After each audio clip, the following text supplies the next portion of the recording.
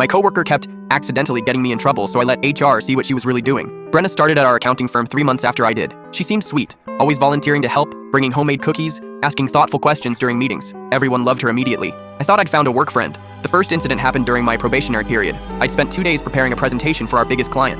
The morning of the meeting, Brenna offered to print my slides while I grabbed coffee. "I want to help you succeed," she said with that bright smile. When I got to the conference room, my slides were there, but they were last month's outdated version. The client noticed immediately. My boss pulled me aside afterward. "This kind of carelessness could cost us the account," he said. "Consider this a warning." I tried to explain, but Brenna had already told everyone she'd printed exactly what I'd given her. She even showed them the file I'd supposedly sent, timestamped from my computer. 2 weeks later, I was assigned to reconcile our quarterly expenses. I triple-checked everything before submitting. The next morning, my boss called me into his office. 3 invoices were missing from my report, invoices that would throw off our entire budget. "I don't understand," I said. "I verified every entry." Brenna knocked on the door. "I'm so sorry to interrupt, but I found these on the printer." She handed over the missing invoices. "They have your name on them." My boss's expression darkened. "This is your second major mistake. One more, and you're gone." That afternoon, I checked the printer logs. Someone had printed those invoices at 6:47 a.m., 20 minutes before I arrived at work, but my key card showed I'd badged in at 7:12 a.m. I started paying attention. Brenna always arrived early. She had access to everyone's computers during the brief window when people left them unlocked. She'd memorized our passwords by watching us type.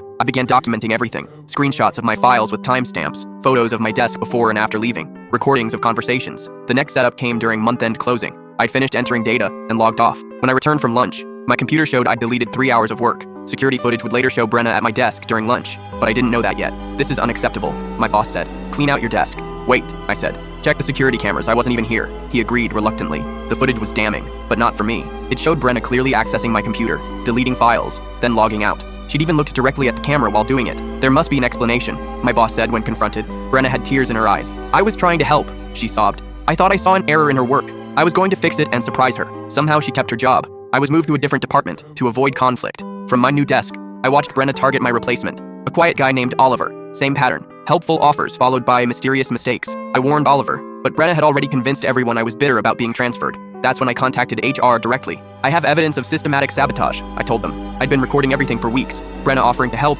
then the inevitable disasters. Time-stamped files proving the sabotage. Security footage showing her at computers that weren't hers. The HR director reviewed everything over a weekend. Monday morning, they called Brenna in for a routine check-in. They recorded the entire conversation. "We've noticed some patterns," the HR director said. "Can you explain why your keycard shows you accessing other employees' workstations?" Brenna's story fell apart immediately. She claimed she was helping, but couldn't explain why every instance of help resulted in someone else getting in trouble. They fired her that afternoon. Security escorted her out while she screamed about ungrateful colleagues and company politics. Oliver kept his job. My boss apologized and offered to transfer me back. "No thanks," I said. "I like my new department." 6 months later, Brenna's former employer called for a reference. I told them the truth. "She's very helpful," I said. "Just make sure to check your security cameras."